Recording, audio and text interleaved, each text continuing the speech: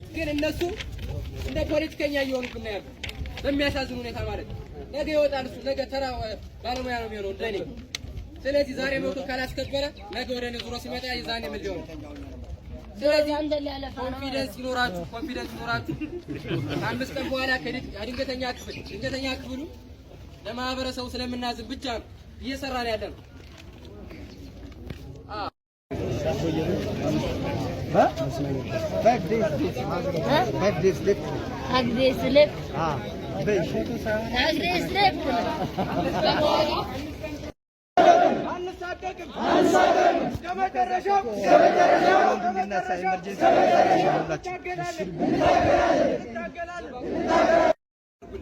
እንደሌላው እውነቴን ነው የምላችሁ እኛ በዚህ ሳምንት በምስራቅ አፍሪካ ደረጃ ድሃ ከሚባሉት ሀገሮች አንጣርተናል።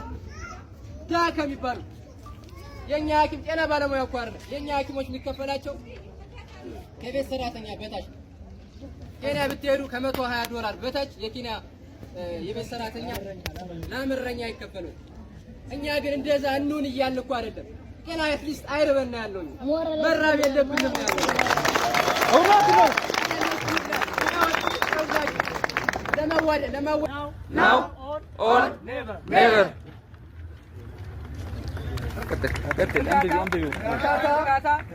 ቤት ኪራይ አይከፍልም።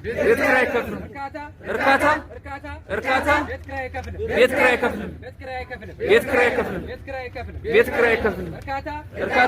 ኪራይ አይከፍልም። ልጆችን አያሳድግም።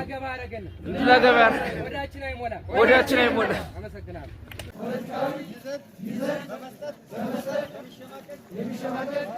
ባለሙያ የለም።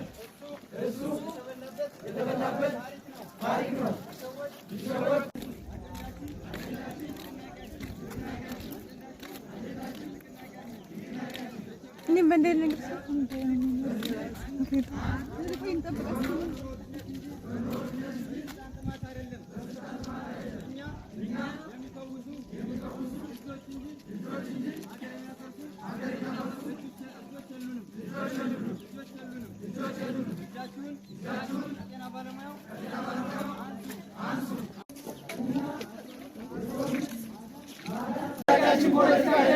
የዋስትና ጉዳይ ነው። የመኖርና ያለመኖር ህይወት ነው።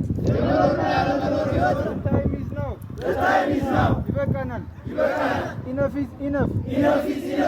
4 ቀን ይቀረናል። መንግስት ይስማን። ይበቃናል። ኢነፍ ኢዝ ኢነፍ።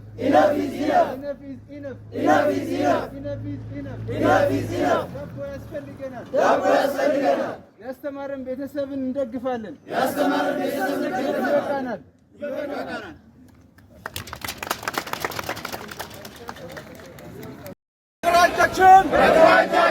ጥያቄያችንን እናስቀጥላለን። 4 ቀን ብቻ ነው የቀረው። ሕይወት እያዳነን ሌሎችን እያከመን ራሳችንን መጠቀም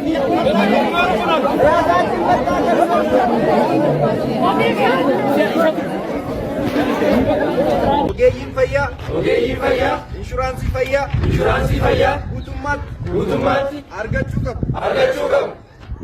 Ogeessi fayyaa feelee akkamitti nyaata madaalawaa soorachuu irratti gorsa kenna.